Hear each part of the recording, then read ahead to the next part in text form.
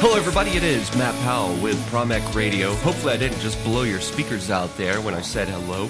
Wherever you are in the world and whatever time of day it is, I hope you're having a great day. I know I am because this is a great podcast. We have Jim Grover himself, Mr. Kelly McCann on. We're going to talk firearms. We're going to be talking combatives, martial arts, industry, fitness. It's a mind-blowing interview, and I really think you're going to enjoy it. There was a lot of hype out there on the interwebs and in a lot of different forums wondering what this interview would be like, and it's a great one. And I'm very excited to have Kelly on to talk about all these different great topics that we're going to talk about, and a couple of little housekeeping things before we go into the interview, which is if you go over to promec.com, and you can look at a couple of new things that we have up. We have a new article, Why the Low Kick. I'm a huge fan of the low kick. And kind of talk about the biomechanics of the low kick, talk about the combative movement of the low kick, and also the peripheral cone and how the low kick affects the peripheral cone, which a lot of people might not ever have thought of in eliciting a flinch response because of the peripheral cone and how the low kick is a great thing to do that. We also have a new video up over at YouTube, and it's how wrist grabs work. This was filmed in Salinas, California, and we were working on wrist grabs and leverage and kind of looking at the mechanics of it, and one of the students said, how does this work? So I really started breaking down into it, and ESIC put that video up. It's a great little video you can take a look at. People are enjoying it so far, so make sure you drive up those hits, drive up those thumbs up if you like it. If you don't like it, well, watch it. And then lastly, we're going to be posting these episodes of Promec Radio up on YouTube. It's something that I've been meaning to do, but in the day-to-day grind, for example, my day-to-day grind right now of training, but also preparing to move. And let me tell you, moving is not fun. I haven't moved in a long time. I posted a picture up over at Facebook, and you can always say hey to me on Facebook at facebook.com/ I think it's Promec Powell or Impowell144. Maybe you can't say hello to me. But posted a picture up of one of my dogs, Patton, and the boxes were behind him, and it was about 7 a.m. He had just woken up and kind of walked into the office and had this look on his face like, oh, God, Dad, we got to move again. Poor things. They have no idea what the next week. I'm going to be moving next week. I'm not going to say what day. I don't want, any Ebola cases to try to track me down the highway or anybody to try to put a hit out on me or something. But, moving next week, and the boxes are here, and I've started packing up the house. And I've suddenly realized why I have my chiropractor, because, God, I hate moving. It is the most mind-numbing exercise on earth. I think the worst thing about moving is that you have to go through all the crap that you haven't thrown away, and you look at it and you go, God, why do I still have this shit? I mean, I'm finding things that make no sense in this house, and I've only been in this house for like 2 years, and I might as well be 80. With the things that I've put together. It looks like something out of Deliverance, one of those cabins where, kids are trying to, like an Amish house or something where people are just trying to sell stuff that I look around and I say, I'm not a pack rat, but I've got crap that I swear I threw away. It's kind of like when you find a sock, you find the left sock, but you don't find the right sock, but you put both of them in your dryer. It's kind of the same thing moving all of this. So the great thing is that I'm hiring a junk company, and they're going to come and haul a lot of this stuff away. I guess the good thing about being single with 2 dogs is that when you move, it's not much to move. So very excited about the move, but when you get into the day-to-day grind, you sometimes forget to put the things out that you need to put out there. And so I've been meaning to post up all of these episodes on YouTube, but I just haven't done it. So over the next couple of days, if you're listening to this today and you don't have time to go to promecradio.com and download a podcast, even though I recommend you go on iTunes and follow our podcast, you can always go over to YouTube, and we will be putting all these episodes up over the next week. And then ongoing, the day of or the day after, the episode will be up on YouTube, so you can listen to it over there. Now we're going to take a music break, and we're going to come back with Kelly McCann and a great interview that I did with him. And then after the interview, I'm going to have my thoughts on the interview, but we're going to jump right into it after this music break on Promec Radio with Kelly McCann.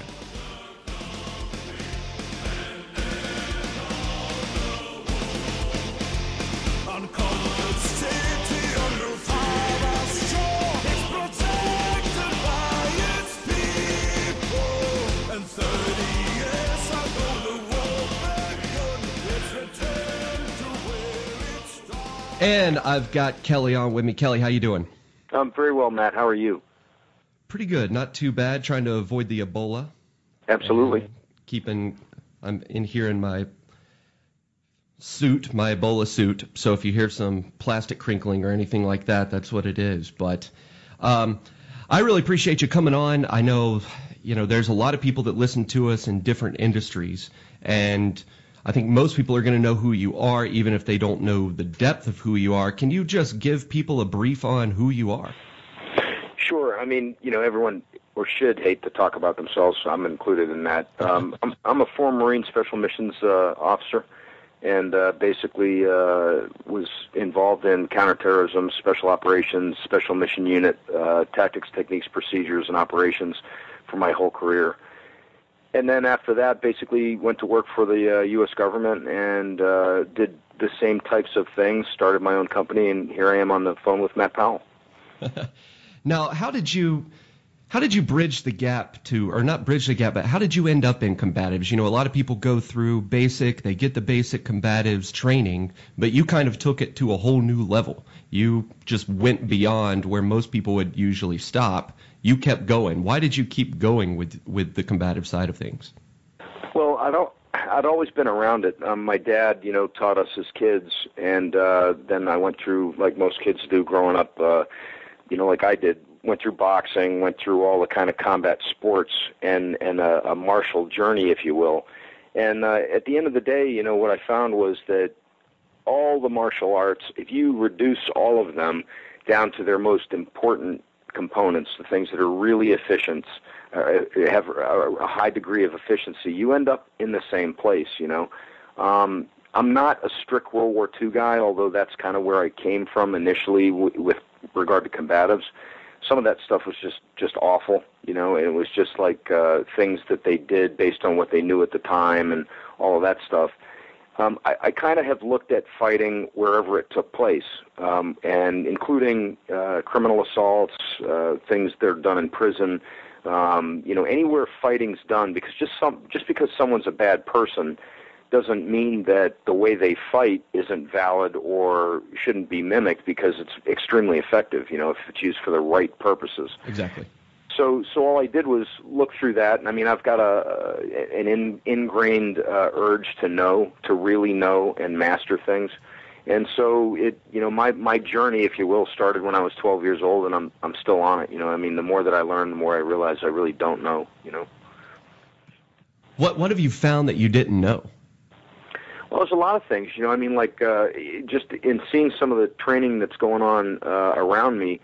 I never focused on verbalization. I never focused on ways to occupy the mind on the street when you're ready to fight. But at the end of the day, I mean, some of the NLP stuff, things like that, have really interested me. I always focused on the fight.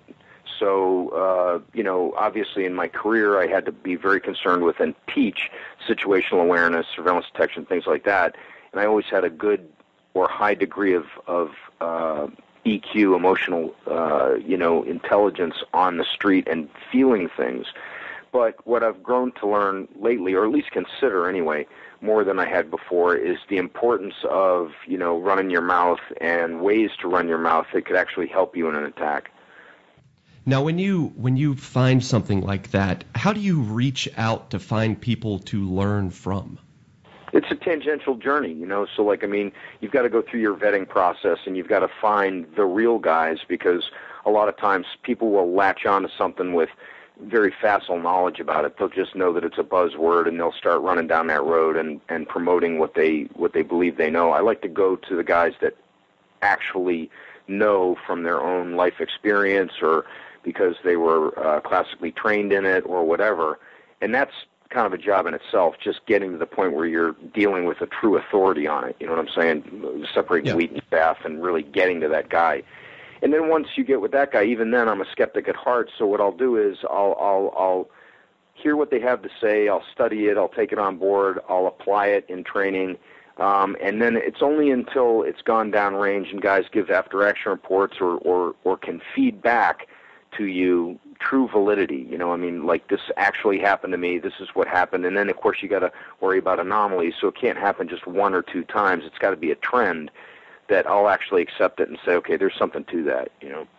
Yeah, that evolution of people actually using it, but I think a lot of people like to look for the one-offs, and then they take what they're doing and they take that one-off, and then they base everything on that one-off because it worked for what they wanted to do. Right. Versus, you know, they just kind of ignore everything, especially nowadays because people want to market so much. You know, they want to market what they do. And that's exactly, you know, has been the problem with combatives all along.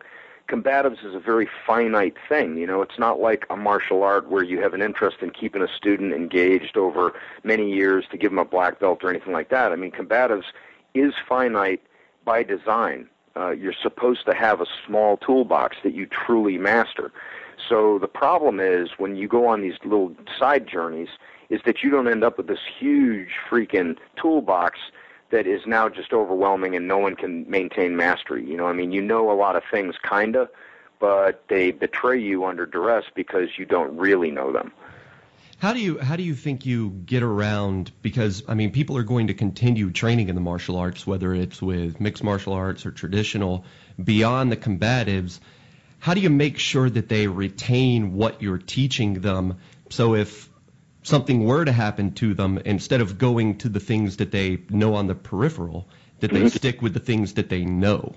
Well, that's a fantastic question, and the reason it's a fantastic question is there's a direct analogy to boxing, right? I mean, like, when you're a boxer, I've been a boxer all my life. I love boxing. I still box. I still watch boxing. I just love the sweet science. And the thing is you never do stop learning, but every boxer has, 8 to 10, 12 maybe combinations they're go-tos. Yep. I mean, that's what he does, you know what I mean?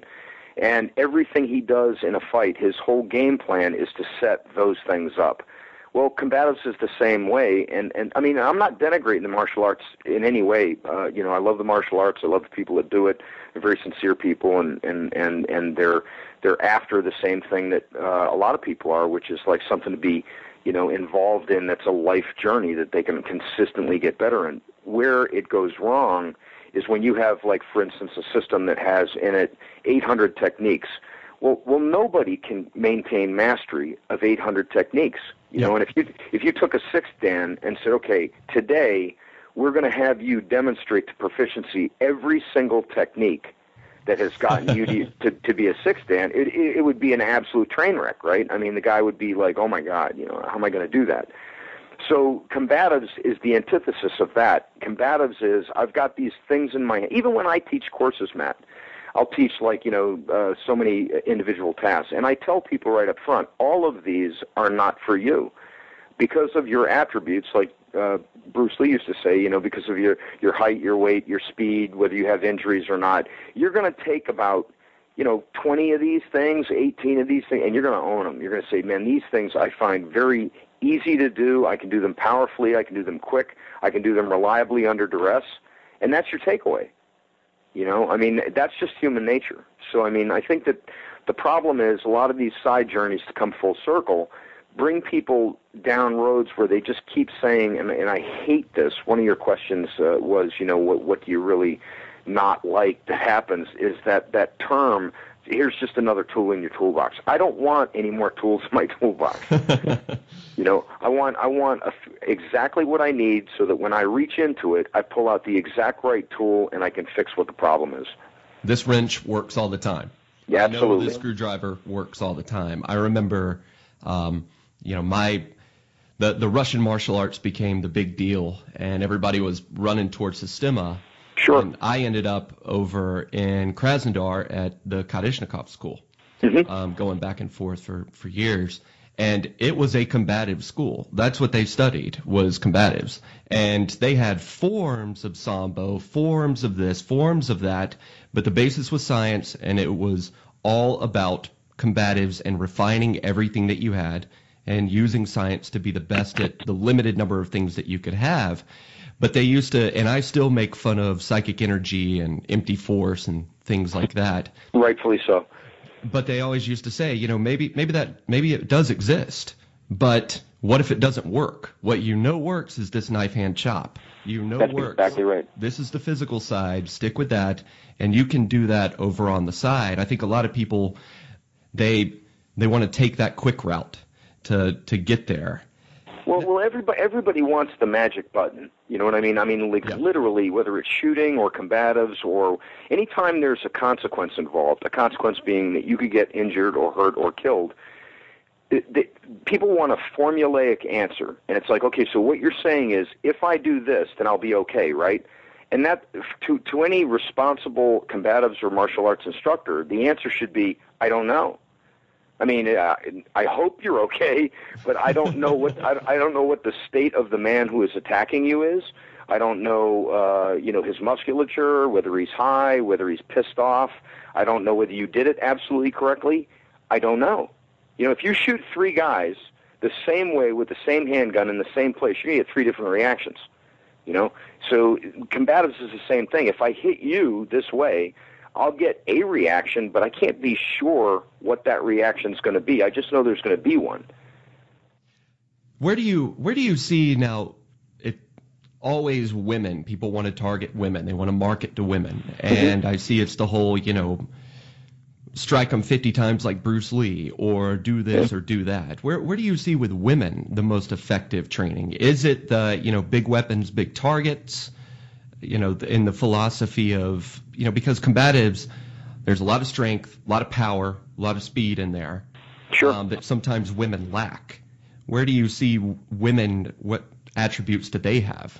Okay, so there's a question that I could really get into trouble over, but I get into trouble every week making fun of force and psychic energy. And here's the thing, man. There are exceptions to every rule. Michelle, who is my training partner here and does all the combatives with me, is an absolute brute. She hits like a man. She's got a fighter's mentality. She is the exception of the rule. Ronda Rousey is an exception to the rule. Name any number of women MMA fighters, they are exceptions to the rule. The average woman, and I'm not denigrating by saying that, and I'm not taking anything away from physicality or anything like that, but I think that in the case of women, obviously weapons, real weapons, are an absolute advantage that cannot be ignored, whether that's pepper gas or whether it's pocket stick or whether it's, I don't care what, a firearm, I don't care what it is. But by the way, I say this about males as well. Every man should be armed, with something. But at the end of the day, I think it's better time spent with women, the majority of women, not the exceptions, the majority of women, to teach them to see pre-incident indicators, predatory behavior, teach them how to avoid things early, maintain a really high degree of situational awareness without letting it destroy their lives and turn them paranoid. Teach them weapon skills like drawing their weapon under duress so that they can use it and their draws won't get fouled. And then, yes, bigger targets, bigger weapons, Now, speaking of firearms, you have an interesting history with the RMR. Mm-hmm. I think a lot of our firearms listeners are going to be surprised at your history with it, with the handgun. Yeah, I was the first guy to put a red dot sight on a combat handgun and actually use it reliably all the time, and I still do, and I still believe in it. And it's amazing that so many people are arriving there now. The reason I did it back then was more for sight commonality than anything else. I was a much younger man because it was 15, 18 years ago, but I was a much younger man. My eyesight was much better. But it made sense to me that if I'm coming off my primary weapon, which has a red dot on it, and then I have to change the way my eyes work to a 3-dot sight where I'm focused on the front sight as opposed to being focused on the target and being aware of the dot, it just didn't make sense. And I thought that the transition would be much faster, red dot to red dot, and in fact, it is, and it was. the reason now, of course, is like most people, your eyes go. And where I used to have 20/10 vision, I have to wear glasses all the time now, and they're progressive lenses. But I can wear no glasses or my glasses, and the red dot will still be there. It's reliable, it's consistent, and I'm just as fast. So once you get past the feeling that, is this sight going to let me down, which in all the years I've been carrying them, other than the batteries going out, which you have to stay on top of the batteries, I've knocked them around. I'm not gentle with my weapons. I don't covet my weapons. They're tools. Me neither. They're just like a shovel. I mean, it digs a hole. And I've never cracked one of the windshields. I've never had an alignment, a problem with the sight going out of true, ever. And I'm not easy with them, so they've far and away exceeded my expectations of what they are. And I've got a loophole red dot on my 45, and I've got a RMR on the Glock. Now, when you first did that, did you do it kind of competition style where you used an external mount, or did you already have it milled into the slide? No, what I did way back then, none of that stuff was available, right? It was just like trying to figure this out. So what I did was the original mount was a Dr. Optics sight, which was the best at the time that was available, and it was a small platform that replaced the dovetail in my Glock. So basically I pushed out the sight, put that platform in, and screwed the sight onto that platform. It was a little bit clunky. It was a little bit, not much. It was maybe 1/8 of an inch higher off the axis of the bore and all of that. But the benefit of it was just off the chart. It was just it's a little bit of a learning curve. It takes about 1,000 or 1,500 rounds to keep you from focusing on the red dot or trying to center the red dot in the windshield or ignoring the target and staring at the red dot. But because I'd spent so much time on red dots with carbines, it was an easier transition for me. Now, what do you see lacking in the firearms world, in terms of, training? Is it hands-on? Equipment, mindset? We can take each one of them. Hands-on training, what do you see lacking when you look out there? Because, it really got popularized, especially, I think, people, when Magpul came out with a lot of their stuff, it kind of pushed it widespread, and so it's like everybody now is a firearms instructor. Yeah, and the problem that I have with it is Dave Spalding calls it the tactical segment. Yeah. Listen, if you want to be a really competent, proficient shooter who can get it done under duress, you have to not focus on, not be familiar with, you have to master the fundamentals, because after all, it is just a machine. That's all it is. The machine won't go wrong. You go wrong, but the machine won't. You know what I'm saying? If you have a good, reliable piece and you know all about it, and that's the thing. What you find is people have 5 different guns. They have 6 different holsters. They want to focus on, well, are we going to do advanced things like moving and shooting? How about let's just focus on shooting a thoracic cavity reliably? You know what I mean? Like a lot of times guys will come to me and they'll say, like, okay, well, I want to do some advanced shooting. So I'll run them through a basic index test, and frankly, they suck. They're not ready for anything. They can't do it quickly. They can't do it consistently. If you add variables to their shooting assault cue and then regimen to get the gun to go off, any kind of variable that they're not used to, like bend down, pick up a piece of brass, and then hit the timer or, give your assault cue, they go absolutely to pieces. They'll foul their draw, they'll do this, they'll do that. So the truth of the matter is, it's never in the complex or sophisticated or quote-unquote cool stuff. It really is in the boring grind work of shooting well. And a boxer will tell you the same thing. A wrestler will tell you the same thing. It's a grind, man. It's not exciting. It's not like wow, we're going to do this really cool deal out here today that I'll never see in my whole life, but I want to do it. Well, how about spending time on what you will see in your real life? A lot of time. You know what I mean? So to me, one of the things that's lacking is making people exceptional at the basics, at the absolute basics. Okay, so you explain to me, why are there so many kinds of reloads? Your gun was empty. No idea. Yeah, your gun was empty. Now load it. I mean, I'm telling you, you know, there's a reload. There's not a speed reload, a tactical reload, an ass scratch reload. There is just a reload. That's all there is. You know what I'm saying? You're feeding the machine. So things like that, like you take an average guy who's got, you know, just enough money to feed his gun every once in a while in a hefty way, you're wasting his time to get him to be familiar with stuff he'll never likely do. I think the combatives mindset that comes from the martial arts side, the firearms community has that tactical, hey, I want to shoot under the vehicle. When are you going to shoot under the vehicle? Hey, well, right. I want to do all these different things that simplistic, you know, I think you've put it best in the past, you know, instead of 10 tools for one job, one tool for 10 jobs, is get really good at what you're going to use this firearm for and keep that simplistic mindset, and that way you won't have to fumble through, okay, neurologically, which reload did I do 500 times out of the 3 that I've learned at the 8 different classes that I had, but I took 3 pistols to each class, right. And I had a level 1 holster, and then I had an in-the-belt. It just make it simple. Keep the same thing all the time. You know, my dad always used to say, beware the guy with one gun, because he probably knows how to use it. You know, and to this day, I mean, I'm always mystified by the stuff people want to hang on their guns, especially carbines. It's like, wow, what kind of weird-looking space-age thing is that? You know, all of these things that were designed for combat, like the alloy handguards and stuff like that. Truth is, with your own bare hands, unless you're wearing like gloves, you're going to cut your hands to ribbons.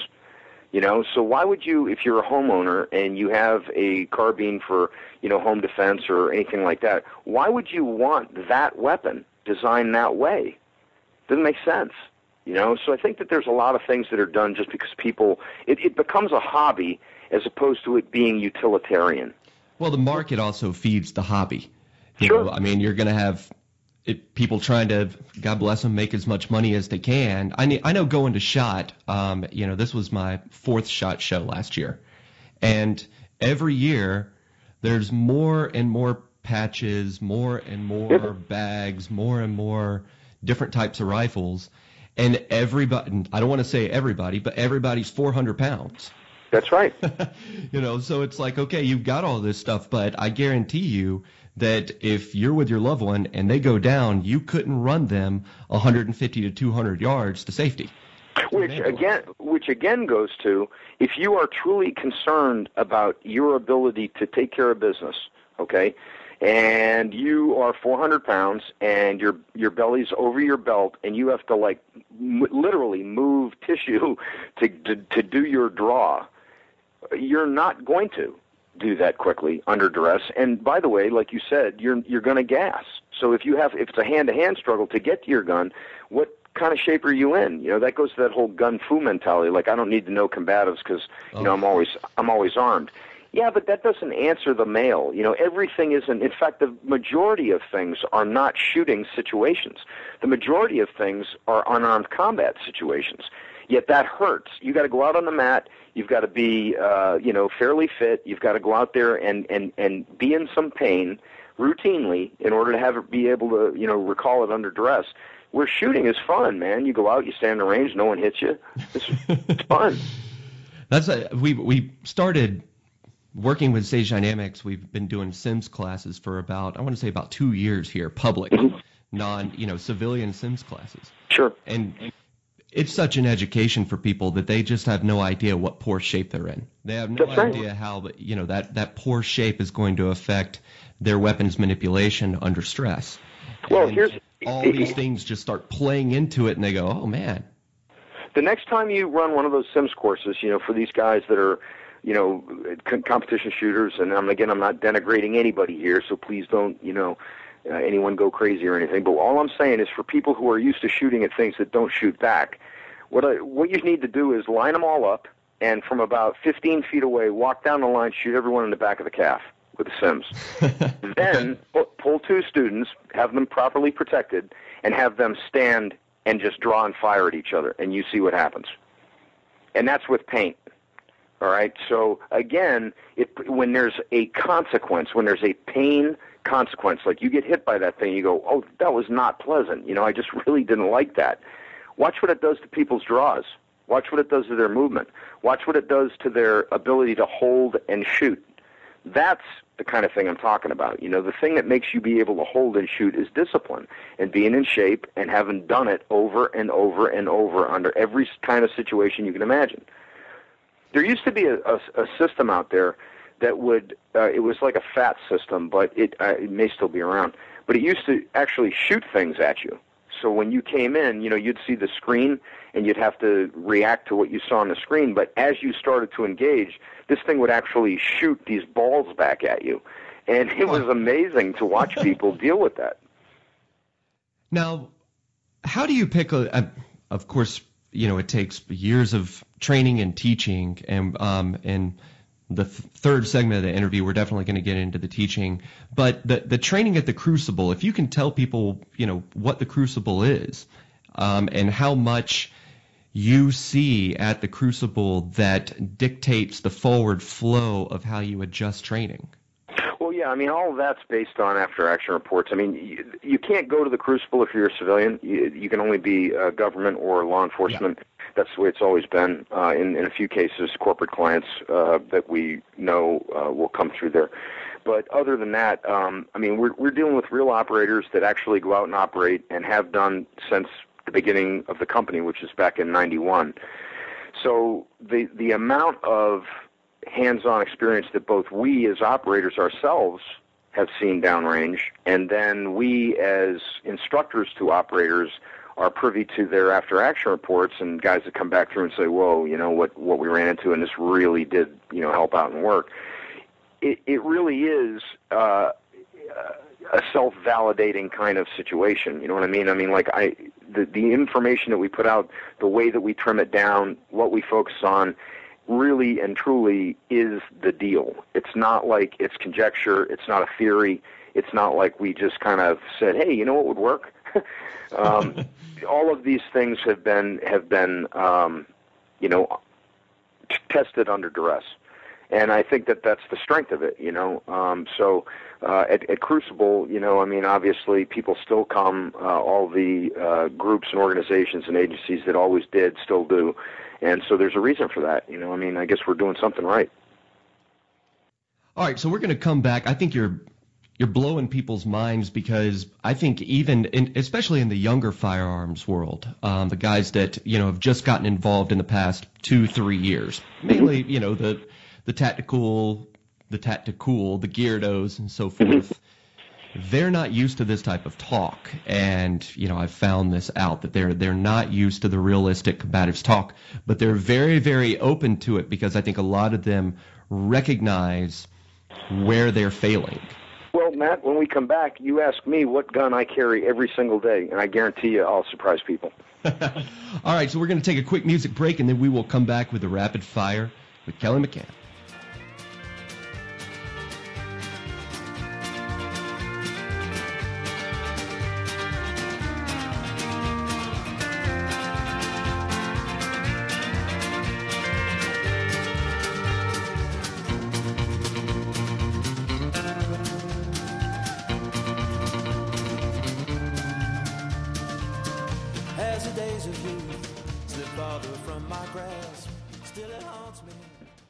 All right, and we are back for the rapid fire. So you let it off. What gun do you carry every day, Kelly?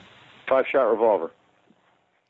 5-shot revolver with a hip grip, because I will carry it. I don't want to jock up just to go down and get a gallon of milk. I won't jock up to go down and get a gallon of milk. So I'm not going to put my rig on, which means I'm unarmed.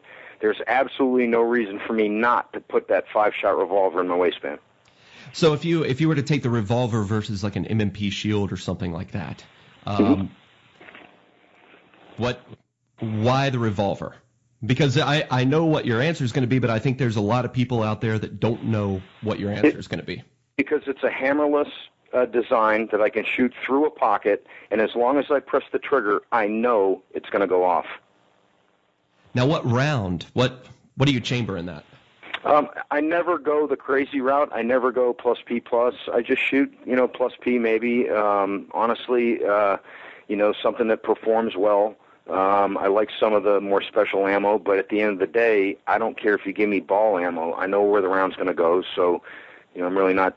I'm not going to have or get pulled into or do that big ballistic kind of discussion, because no one knows for real. I mean, there's the slow and big, and there's the fast and light, kind of argument that's always been out there.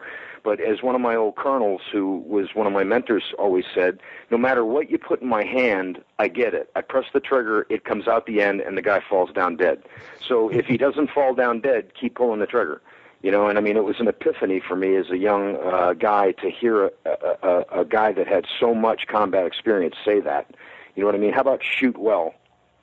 Yep. I remember one of my teachers in Russia told me, and I was talking about this a couple of shows back, he said, you Americans have all these cool guns, but at the end of the day, when you really need it, you're going to be at somebody's house and there's going to be like an 1856 shotgun over the fireplace, and that's what you're going to have to use. So get good on your mechanics. That's Stop right. worrying about everything else that you have. Be able to manipulate the firearm. Yeah, and I'm not ignoring, that there are some benefits to specialty ammunition and all. I'm not denying that. But what I'm saying is that isn't going to help you shoot better. So you can have the better round and miss 5 times, and you can miss 5 times really, really fast, So at the end of exactly, at the end of the day, shoot well and then feed your gun well too. All right, so favorite classic car? Oh, that's easy. That's a Chevelle SS. Nice. Favorite beer? Favorite beer, Guinness. Come on, you had to ask that question. Favorite whiskey? Favorite whiskey, Middleton's. That's a great selection right there. Now, you've been on TV a lot. Favorite network to have been on for interviews? Okay, when I was on it, CNN. When I was on it, in that time frame, that CNN at that time, I thought got it right. I also really, really enjoyed Fox, obviously, and still know many of those people. I don't know anyone anymore at CNN. But yeah, there you go.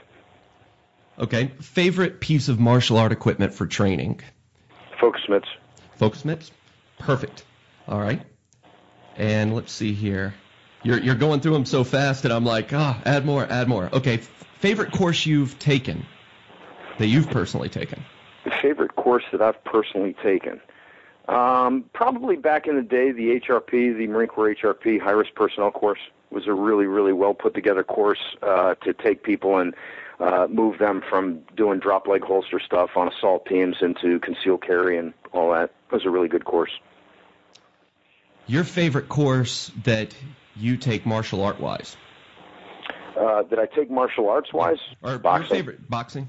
Yeah, No. boxing. When you look at boxing, how much do you compare today versus? I mean, I'm a huge boxing fan. Been boxing since I was 6 years old.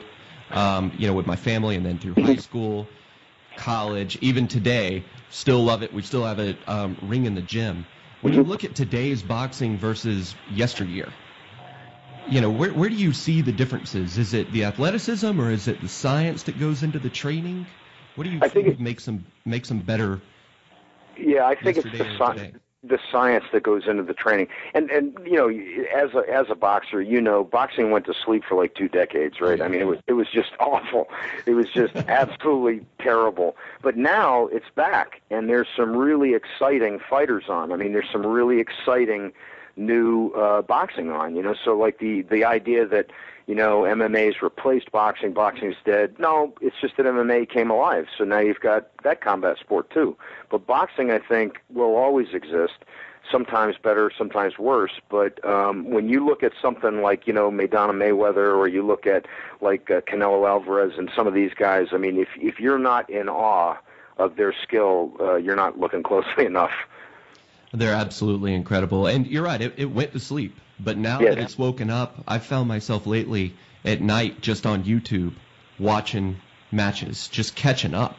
Absolutely. And some of it too, Emmanuel Stewart, with his whole idea of taking a right-handed fighter and making him fight southpaw because, his right hand, you'd throw more jabs in a fight than you would power punches. So turning that around, that's kind of directly applicable to combatives, isn't it? Sometimes you want your right hand forward, sometimes you want your left hand forward. So there are some analogies. The footwork, of course, is completely applicable.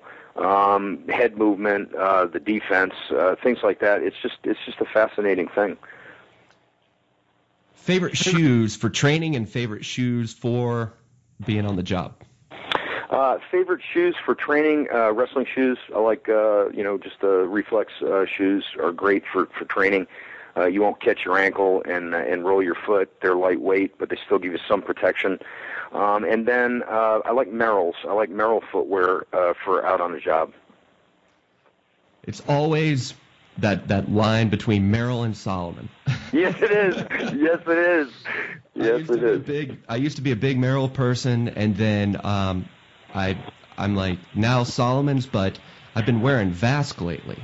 And Vask was always great. God, they make a great shoe. Absolutely love that shoe. I mean, it's just a good multi-purpose shoe, but I loved I had two pairs of Merrells, washed both of them too many times, and at that point I ended up grabbing some Salomons, but the Vask is where I'm starting to be at. Okay, so that does it for the rapid fire. So we're going to come back, and we're really going to dig into you as the instructor. My interview with Kelly McCann on Promec Radio.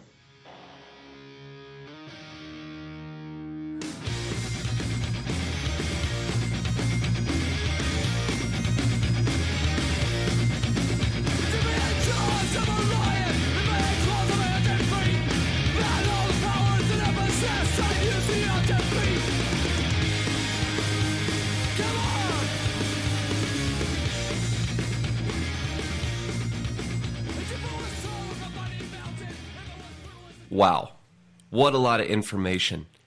And I appreciate you tuning in and listening to this type of information on Promec Radio. You know, last week we were talking to ESIC, and I said, if you're on the newsletter, we're going to put out a little special offer. So people got a special offer. We had a ton of people sign up immediately. Y'all are like me, you like free stuff.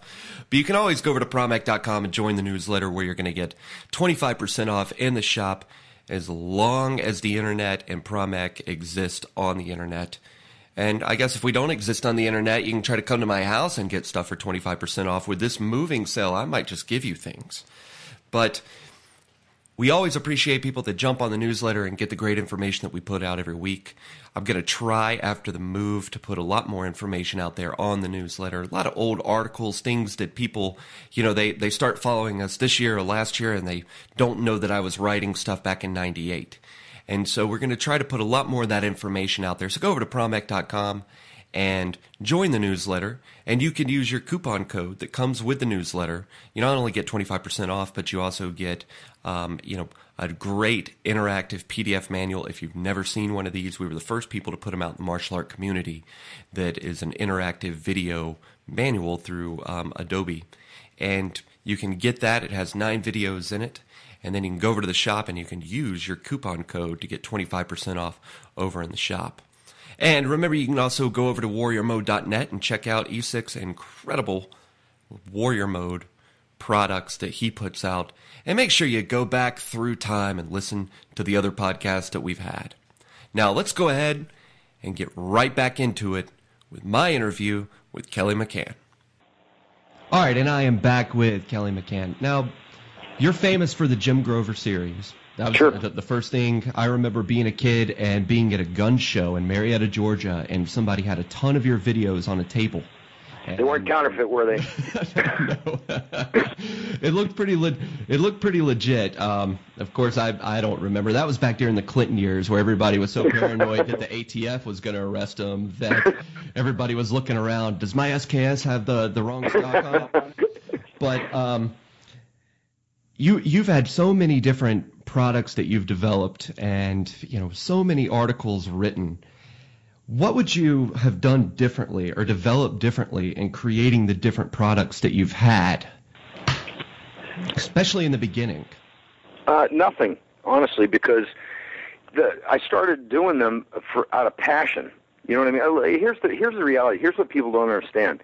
you don't make a lot of money on those things. Not you at know, all. we sell a lot, you know, and I'm proud to be like one of the best-selling authors of DVDs and books. That a point of pride, you know, that I'm putting out good stuff. But at the end of the day, you don't make like retirement money on that stuff. It's a small royalty, you know, because as the author, you don't package it, you don't publish it, you don't ship it, you don't do any of that. So rightfully so, the majority of that money goes to the publisher.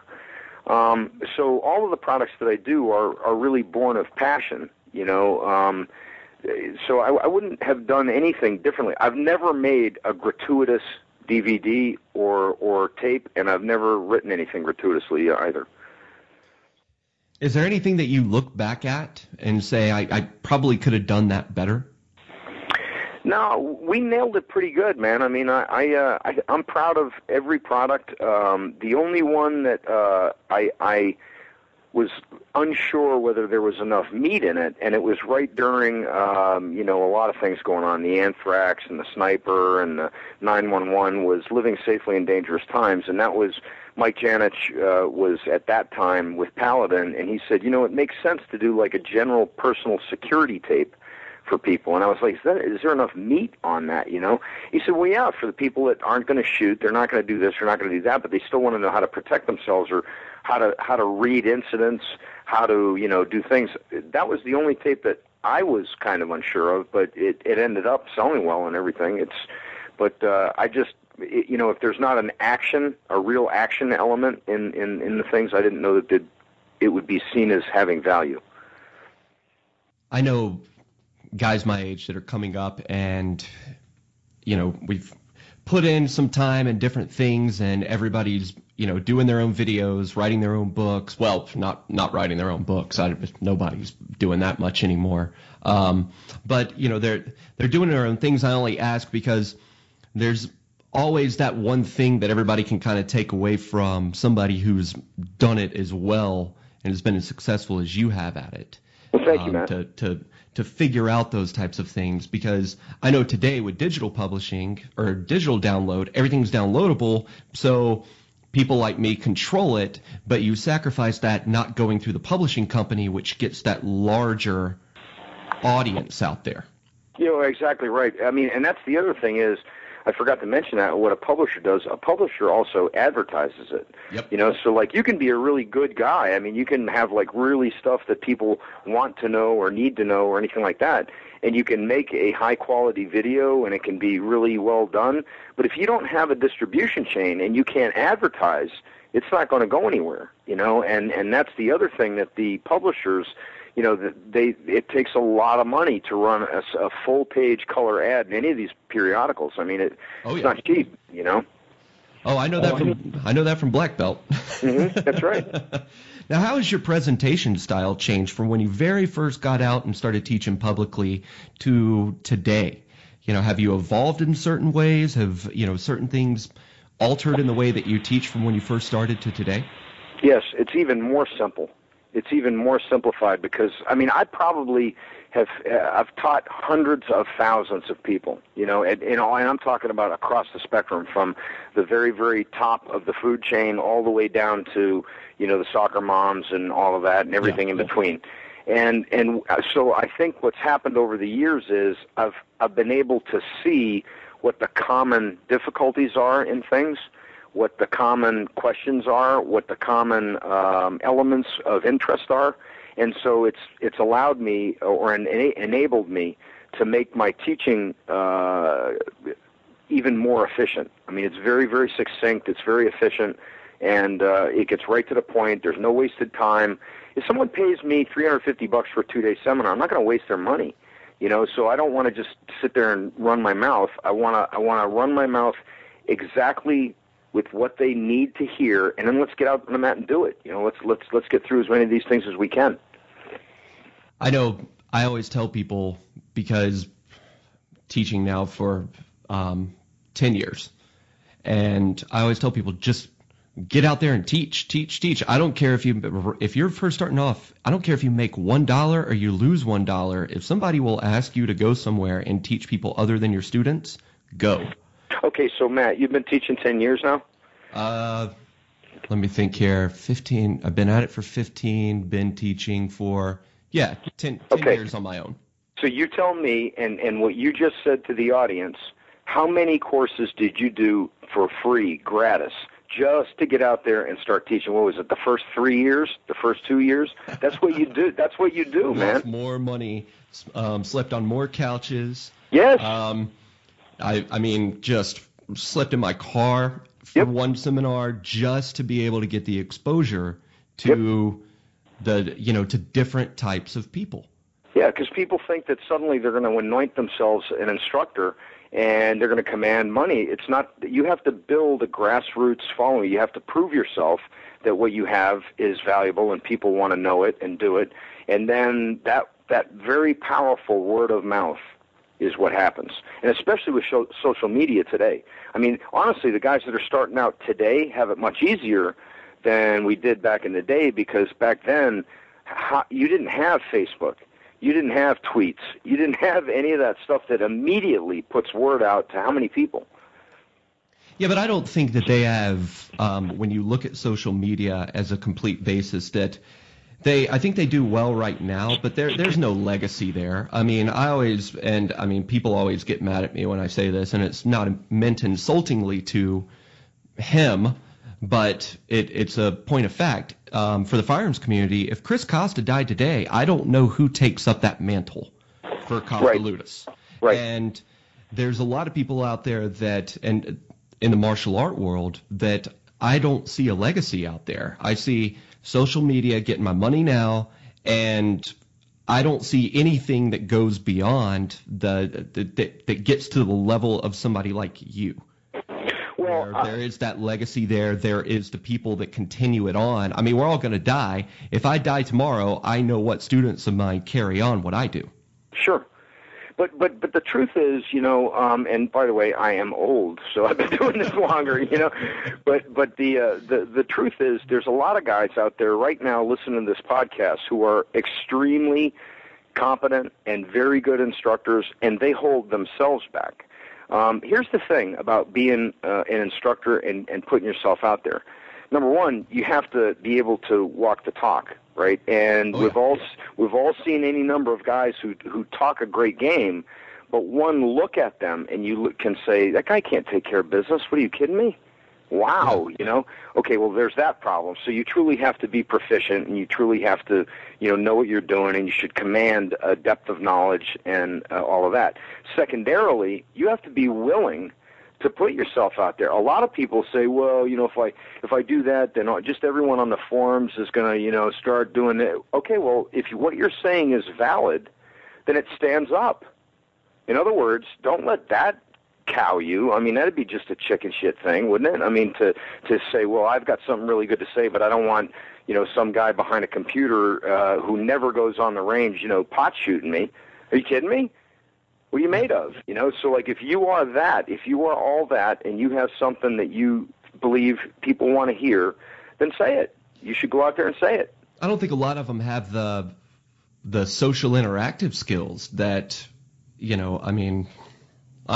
I'm starting, when I look at a lot of the guys in the firearms community and the martial art community now, I'm starting to feel a little bit older, but they don't have that interpersonal skill. I don't think they have the confidence a lot of times to get out there and do it, because they're so used to getting pot shotted on the internet. They think the internet is real. Dude, we're fighters. Come on, man. Are you kidding me? That's the thing. If you're going to teach fighting and you're going to let some guy at the end of a computer cow you, come on, man.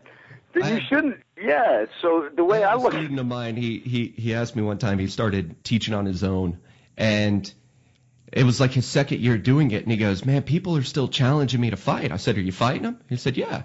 I said, "Are you winning?" He said, "Yeah." I said, well, "Okay." What's the problem? He goes, "How long does that happen?" I said, "Okay, the first 2 years you're out there publicly doing it, people are going to want to fight you." I was like, if it keeps going after 2 to 3 years, you got a problem. That's absolutely right. Because people either don't respect what you're teaching, or they don't think you can fight. That should be done. or you're begging the fight. You're starting to fight. You don't even know it because of the way you are, you know? Oh, that's a huge thing, the way that people, interact with their students and deal with their students and have that teacher-student relationship. They can bring it all themselves just by acting that way. Look, here's the other thing. Okay, so like when I introduced Lee Morrison, who's a fantastic guy and just a real tough bastard himself, and I just, he attributed a lot of his concepts and teachings and everything to me, and then I looked at his website and I saw some stuff on YouTube. I just really thought well of the guy, and so I called him up, and he couldn't believe I just called him up out of the blue, and I just called him to thank him and say, hey, thanks for, attributing that. And then I got him hooked up with Paladin Press, and Lee's enjoyed a lot of experience over that, a lot of success. People have said to me, why would you do that with a competitor? He's not a competitor. He's a friend. He's another tough guy. I mean, like, that's the other thing is no one is the friggin' burning bush, me included. There's a lot of really tough guys around. There's a lot of fantastic shooters around, and there's a lot of ways to get there. There's a lot of ways to be tough and competent. There's a lot of ways to shoot like fantastic. There's a lot of ways to do that too.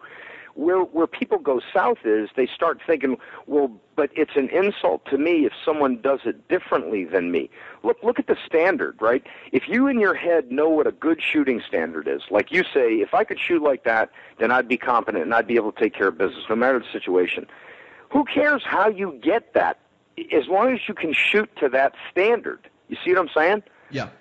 The same thing is true with fighting. I mean, if you look at a guy, and let me ask you this. How many guys have you known that were just bone tough guys that you knew had never had one day of training, yet nobody wanted to fight them?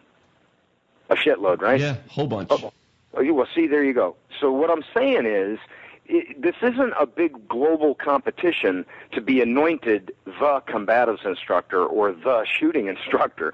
It should be a collective effort to generally move the population to a better place, where they're better equipped. It's not a competition, man, and a lot of guys screw that up, and they want to be the guru. They want to be the guy. Good luck with that. Yeah, you see the martial art. There's a lot of martial artists that I'm seeing right now, and they're starting to pick up the gun. Mm-hmm. And there are a lot of people who say I'm very competent on the gun, and I still partnered with a firearms instruction company because I'm very good at what I do, but there's a reason they're doing the things that they do.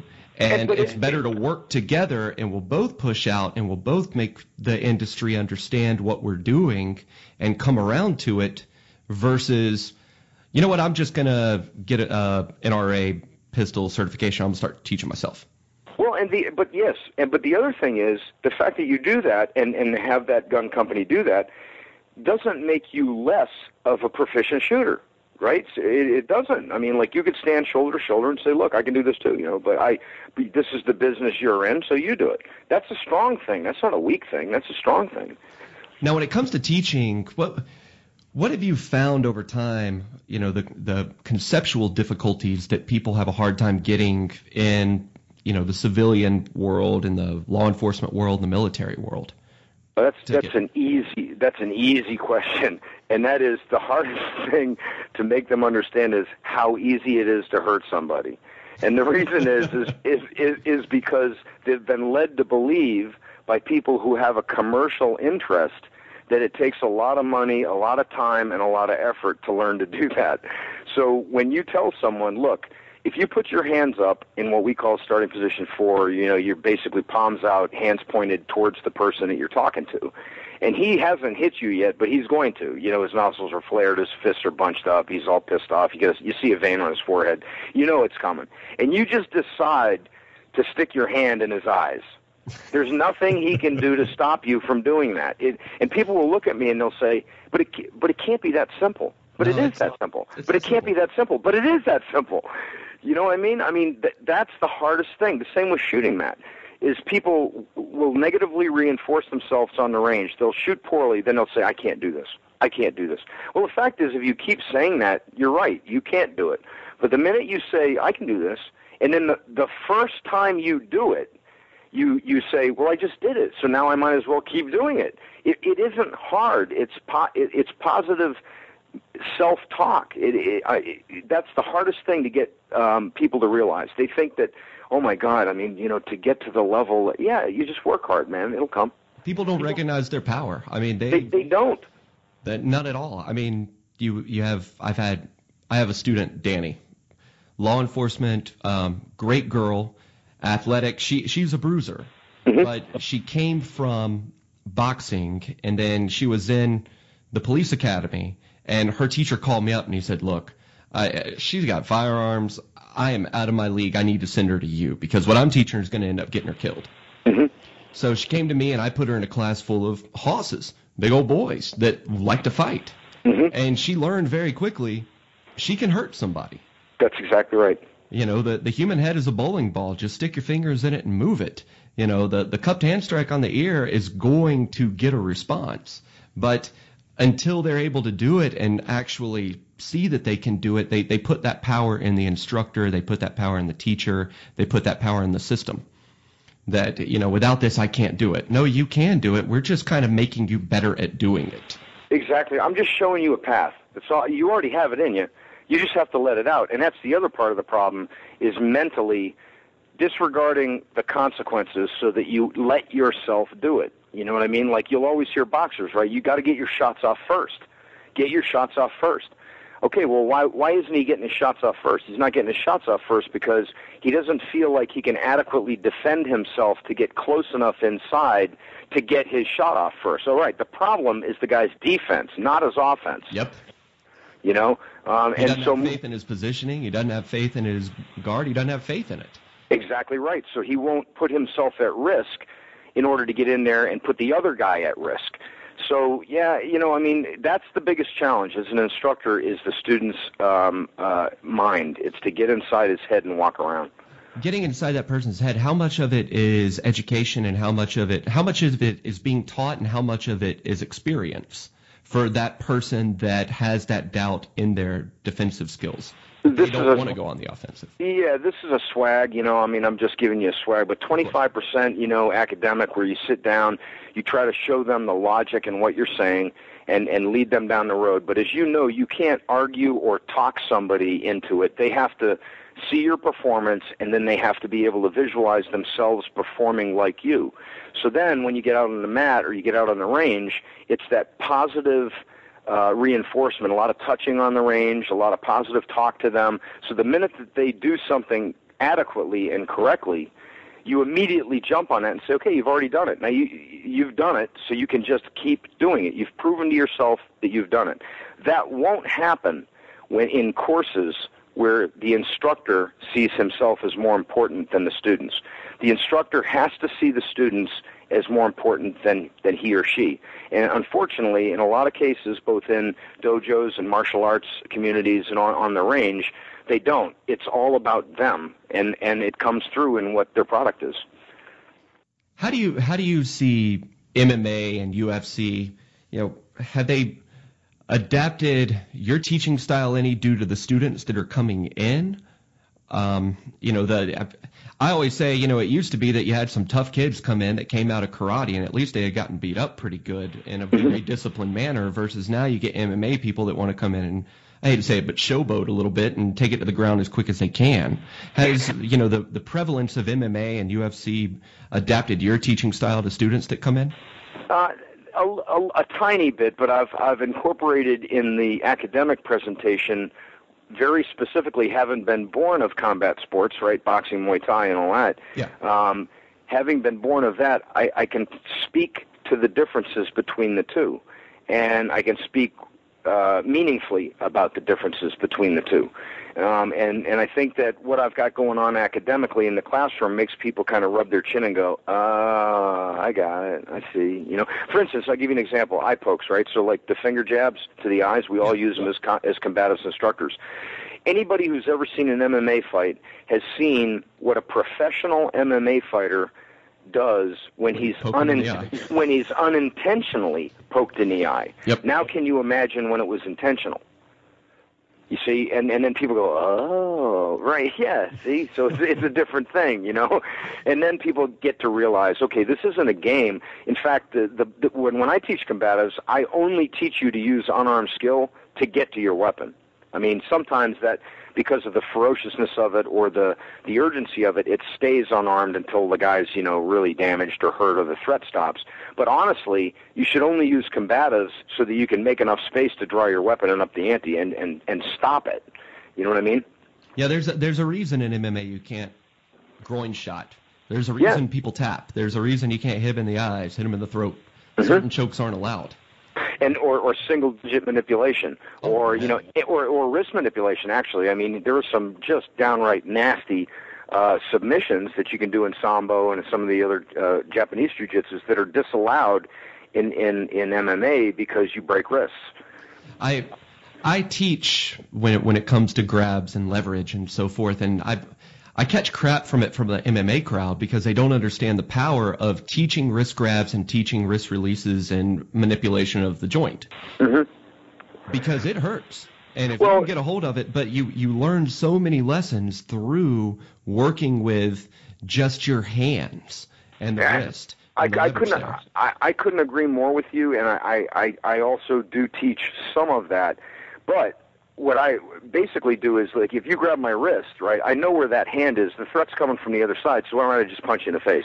Yep. So, like, your wrist grabs, people will get a lot into joint locking and all that stuff, but it couldn't be simpler, right? Like in a karate class, they go through these big things about, like, okay, center the thumb, wrap 4 fingers, support the elbow, rotate the arm, except when the guy's totally amped up and his arm is bent and you can't bend it. So when you're grabbed like that, what makes more sense than finger jab him in the eye? Exactly. It's like grab, boom, done. Okay, I watched a video clip of yours, and you said that. You said, why focus on anything else than what your goal is? Right? So my goal isn't to rotate his arm. My goal is to stop the threat. What's the fastest way to stop the threat? I'm going to slam my fingers in his eyes. Boxing begets boxing. Wrestling begets wrestling. I teach a lot of traditional scientific type of stuff, but when it comes to the combatives thing, it's 5 strikes, 3 kicks. It's vital targeting and so forth. But at the end of the day, your goal is the goal, and if you get off of that goal, you're going to let the other guy start to dictate the fight because you're going to be reactive instead of just acting towards what you need to get to. And what do we know about action-reaction? Yeah. Exactly. So if you had to give advice to guys that are starting out today, there's a lot of kids coming up that are really starting to try to get into their own as instructors or teachers. If you could give them one big piece of advice for the next, for the first 5 years of their career, what do you think that would be? Give to get. And I mean, like, give of yourself selflessly and unselfishly, and just give until you're, like, drained, and it will come back. If you think that you are harboring, like, the golden secret, and you're protective, and you're, so busy ripping houses down that you're not building yours up, you will fail. Where you should be encouraging and empowering to your competitors. I mean, they're not your competitors, they're your peers. So try to make your own house better. Don't rip the other guys down. And in the meantime, just give of yourself. I had Kevin Secor on as one of my first guests for Promec Radio. And everybody always said, oh, Combat Systema and Promec, y'all are competitors. And then we were on the radio together, and we had so much in common that we're talking about teaching a course together. Because it's not my competition. I'm in competition with myself to be how good I can be and get the message out there and work with other people.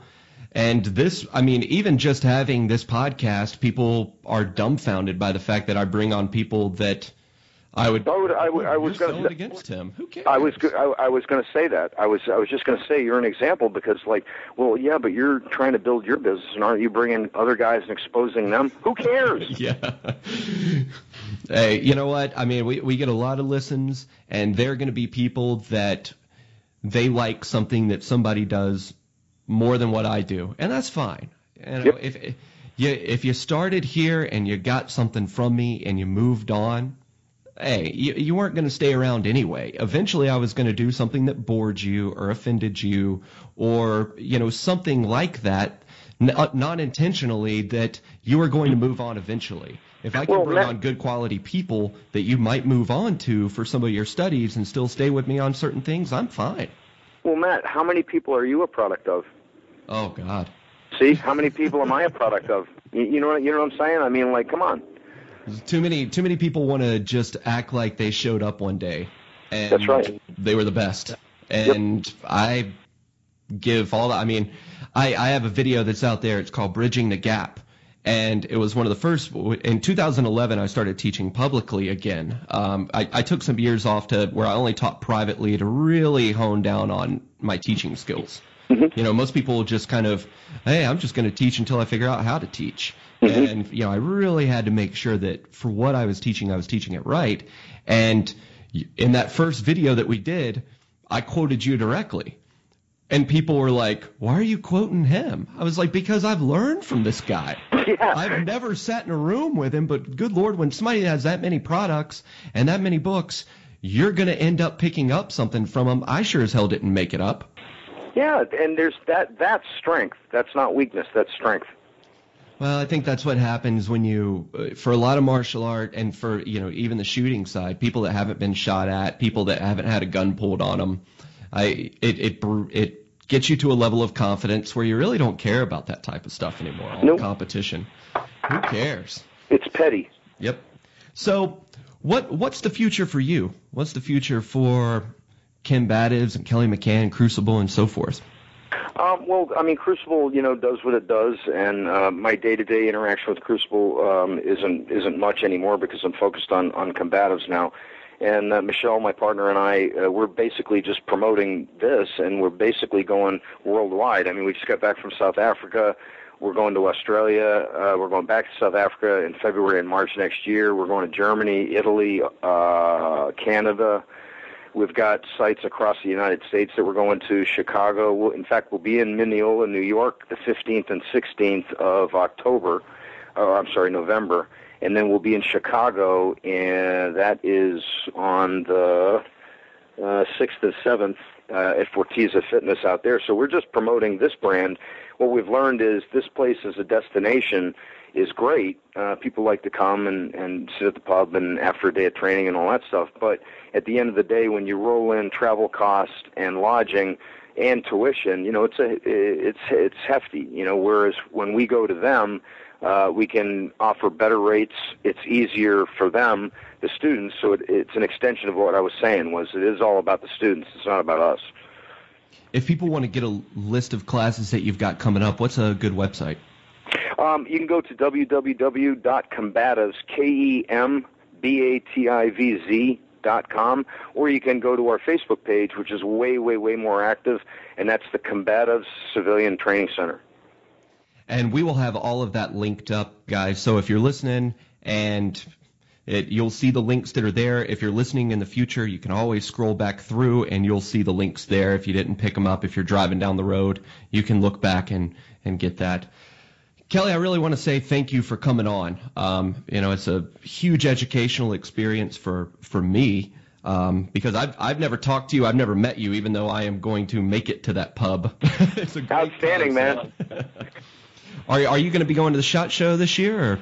I don't normally do SHOT because, you know, I'm not in the trade, in that trade. So, like, I don't normally walk. I used to when I was writing for Guns and Ammo for all those years as Jim Grover. I used to go to the SHOT Show, but I'm always here, and all you got to do is look us up and pick up the phone, and, you know, we talk to people. I do answer my own phone, so, you know, it's not a big deal. Well, I do a lot of traveling for the day job, and so I'm going to make sure that next time I'm up in your neck of the woods, I stop by and let you beat me up a little bit and grab a beer. And then we'll have a Guinness and a Middleton's. Hey, there we go. Well, thanks again for coming on, and folks, I hope you really enjoyed it. Now, I will be back after this quick music break with my thoughts on my conversation with Kelly McCann.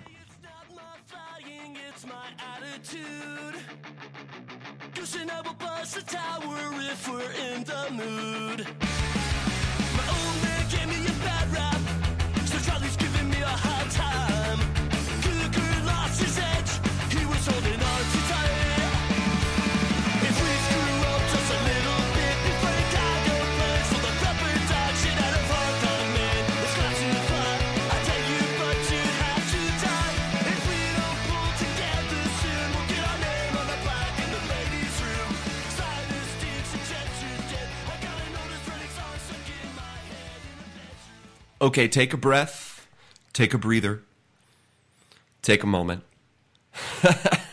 What a face melter. I really appreciate Kelly coming on.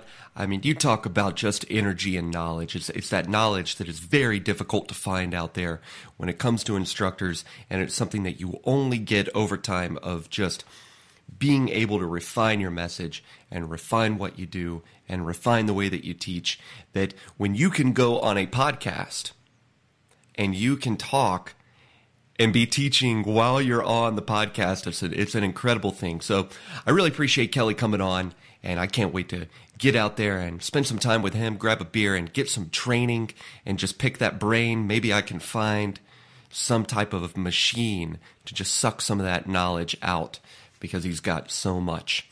And you can always go over to his websites and his Facebook and see what they're doing.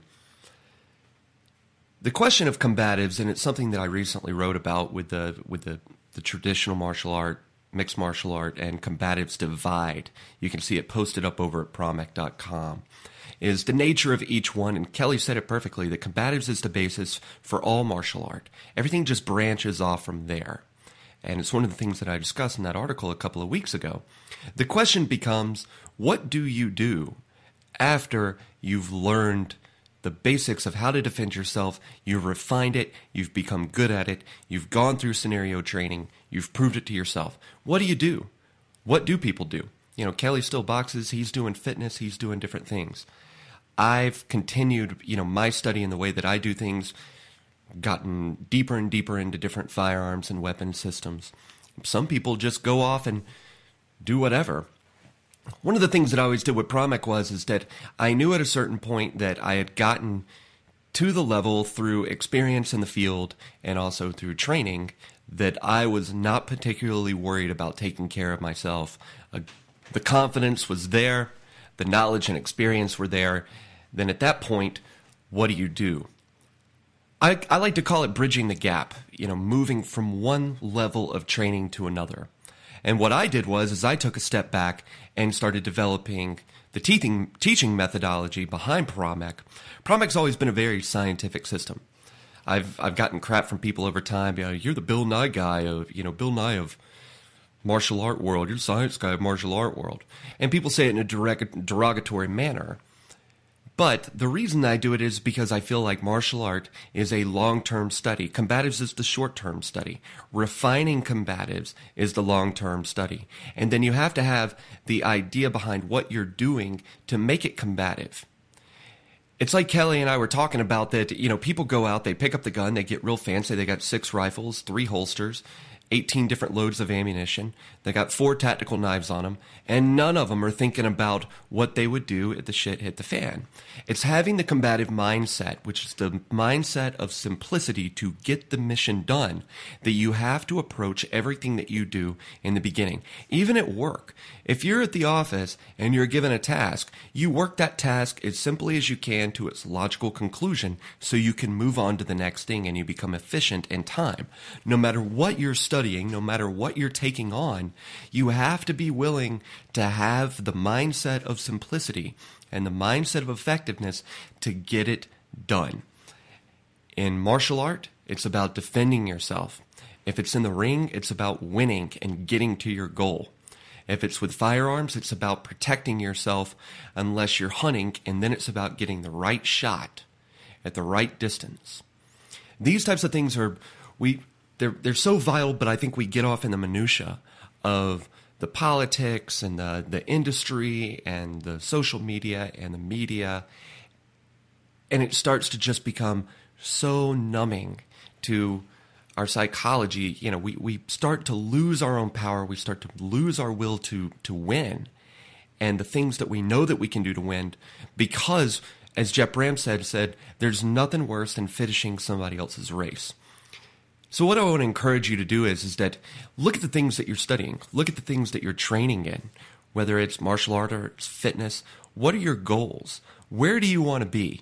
And are you still on the same path that you had when you got excited about it? Going into the minutia, going into the tar pit, kills that excitement. And eventually you get to the point where instead of wanting to do it every day, you're all of a sudden paying attention to other things, the peripheral things that are around your goal, and you're dealing with them instead of getting to your goal. I see it all the time in diet and fitness, where people had this goal, but 6 months or 6 weeks later, they haven't gotten there, but they could have if they had just focused in on the goal and the time that was allotted to them and given it that mental share that they could actually take care of it. So look at what you are doing and the things that you do as a hobby. What do you do that you enjoy, that you really enjoy? And some people enjoy work. I enjoy my day job, love my day job, and I do it very well. Look at the things that you're doing, and then look at the goal that you started out with in the beginning. Have you reached that goal? Are you halfway to that goal? Do you even remember what that goal was? And start to take the combative mindset of simplicity. And if I sound nasally, folks, it's because I have a head cold going on. Here in Georgia, the weather's changing. It was 90 yesterday, and I woke up this morning, it was 65. Take the combative's mindset of simplicity first, getting things done first, getting to your goal first, and apply that to the things in your life. Then start to move beyond those things to other things that surround it. Maybe they make it better. Maybe they make it quicker. Maybe they make it more efficient, more effective, whatever it may be. Maybe, if I can just get it down this way, I'll be that much better. Once you've achieved the goal, start refining the methods to achieve the goal, the schema, the things that you do repeatedly to get there. Then start to refine the goal and make the goal better. That is about bridging the gap. That is about moving from one layer of success to the next layer of success. If you can't move from one layer of success to the next, because these things are perishable skills. Everything in life is a perishable skill. Last Christmas, my parents have a couple of bikes. Me and my brother, we were at my parents' house, and he said, "Man, let's go for a bike ride." I said, I hadn't ridden a bike, man, and damn, I don't know, 16 years, that's what cars are for. I got on one of the bikes and I nearly fell off, and it took a few minutes. People say, it's like riding a bike. You never forget. No, you can forget. Or what if you've never ridden a bike? These are perishable skills. Everything in life, dealing with success, dealing with the goals that you have, dealing with the strategies that you put there, they're perishable skills. You can lose it. So that's what I encourage you to do, is take what Kelly and I talked about and take that mindset of simplicity, of getting to the goal, and then refining that approach. Take those things and apply them to the things that you approach in your life and see how you do. We got a great episode next week with Steve Arian of Gray Fox Industries. I'm excited to have Steve on, and we're going to be talking about some great information, so I'm very excited to have him on. And then the week after that, I'm going to be in the middle of a move between next week and the week after. So we may end up with a repeat of previous episodes that are pre-existing these Promec Radio interviews, where I put together some things that are 3-4 years old for you to listen to, that are just great old podcast. And we've also got some old interviews that I'll probably put together too. Thanks for tuning in this week. Make sure you spread the word. We can only get these great guests like Kelly on because we have so many listeners and because we talk about such great topics. So make sure you spread the word. Tell your friends. Repost this on Facebook. Repost it on Instagram. Put it out there. Help us out. Help the operation.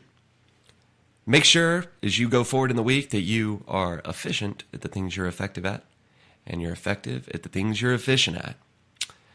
I'm going to go ahead and let Shouting at Satellites lead us out. I'm Matt Powell at Promec Radio, and I'm signing off.